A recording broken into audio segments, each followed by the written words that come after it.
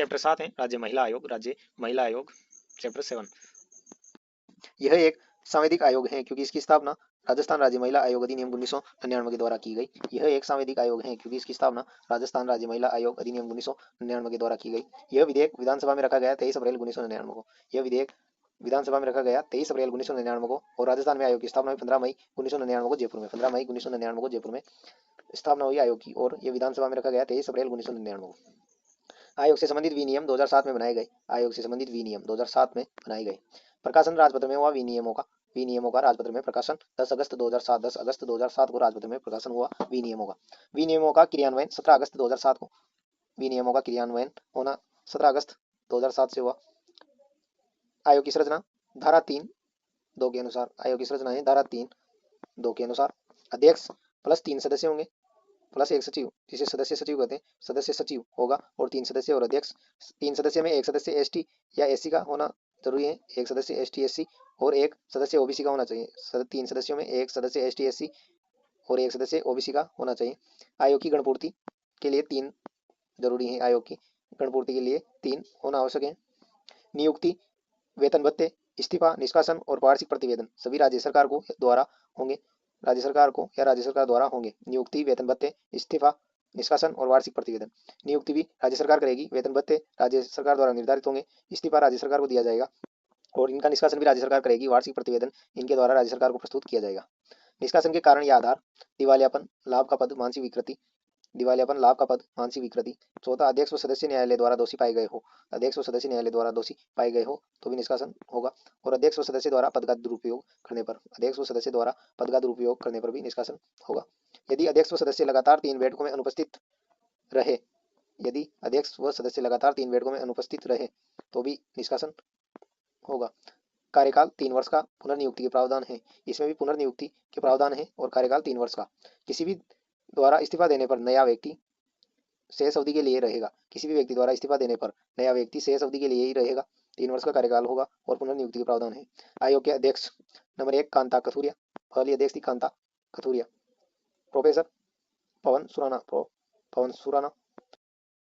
तीसरी अध्यक्ष हैं तारा भंडारी, जो प्रथम महिला विधानसभा उपाध्यक्ष भी रही। तारा भंडारी ये आयोग की अध्यक्ष रही तीसरे नंबर पर। चौथी है लाड कुमारी जैन। पांचवी सुमन शर्मा। नंबर 6 पर है श्रीमती रेहाना रियाज चिश्ती। 6 अध्यक्ष बने इनमें नंबर 1 कांता कथुरिया, दूसरा प्रोफेसर पवन सुराना, तीसरा तारा भंडारी जो प्रथम महिला विधानसभा उपाध्यक्ष रही, लाड कुमारी जैन, सुमन शर्मा और श्रीमती रेहाना रियाज चिश्ती। सदस्य इसकी स्थापना के समय संस्थापक सदस्य रहे नंबर 1 नागेंद्र बाला और सुनीता सत्यार्थी और नागेंद्र बाला। ये स्थापना के समय इसके 2 सदस्य थे। और प्रथम सचिव, स्थापना के समय प्रथम सचिव RS रश्मि प्रियदर्शनी। इसकी प्रथम सचिव थी RS रश्मि प्रियदर्शनी प्रथम सचिव RS। विगत 3 वर्षों की शिकायतें इस आयोग में हुई। विगत 3 वर्षों की शिकायतें हैं। 2023 में कुल प्राप्त शिकायतें 4184 शिकायतें प्राप्त हुई, जिनमें निस्तारित 4184 निस्तारित हुई और प्रक्रियाधीन 0 है। 2023 में 4184 प्राप्त हुई, निस्तारित हुई 4184 और प्रक्रियाधीन 0 रही। 2024 में कुल प्राप्त शिकायतें 3217 कुल प्राप्त शिकायतें और निस्तारित हुई 2422 और प्रक्रियाधीन है 795 प्रक्रियाधीन, निस्तारित हुई 2422 और कुल प्राप्त शिकायतें थी 3217। 2025 में 3721 कुल प्राप्त शिकायतें 3721 और निस्तारित हुई 1609 और प्रक्रियाधीन थी 2112 2112 प्रक्रियाधीन रही 2025 में। स्वतः संज्ञान ले सकता है। यह शिकायत नहीं होने पर भी स्वतः संज्ञान ले सकता है। CPC 1908 की शक्तियां प्राप्त हैं। धारा 10 सिविल कोड की तरह धारा 10 के अंतर्गत CPC 1908 शक्तियां प्राप्त हैं। राज्य सरकार 3 महीने में जवाब धारा 12(4) के तहत राज्य सरकार से 3 महीने में जवाब धारा 12(4) के तहत ले सकता है। धारा 11 में इसके कार्य हैं। और धारा 2D में इसमें अनुचित व्यवहार को परिभाषित किया गया है। अनुचित व्यवहार के मामलों में आयोग द्वारा जांच धारा 12 के अंतर्गत है। इसमें अनुचित धारा 2D में इसमें अनुचित व्यवहार को परिभाषित किया गया है। अनुचित व्यवहार के मामलों में आयोग द्वारा जांच धारा 12 के तहत धारा 13 किसी भी व्यक्ति के विरुद्ध मुकदमे की सिफारिश कर सकता है। धारा 13 के तहत किसी भी व्यक्ति के विरुद्ध मुकदमे की सिफारिश कर सकता है। नियम राज्य सरकार द्वारा बनाया जाएगा। इसके नियम राज्य सरकार द्वारा बनाया जाएगा। सलाहकारी संस्थान है, ये सिर्फ सलाह दे सकता है, सलाहकारी संस्थान है। आयोग सरकार को केवल नीति निर्माण मामलों में केवल महिलाओं से संबंधित सलाह प्रदान करता है। आयोग सरकार को केवल नीति निर्माण मामलों में केवल महिलाओं से संबंधित सलाह प्रदान करता है।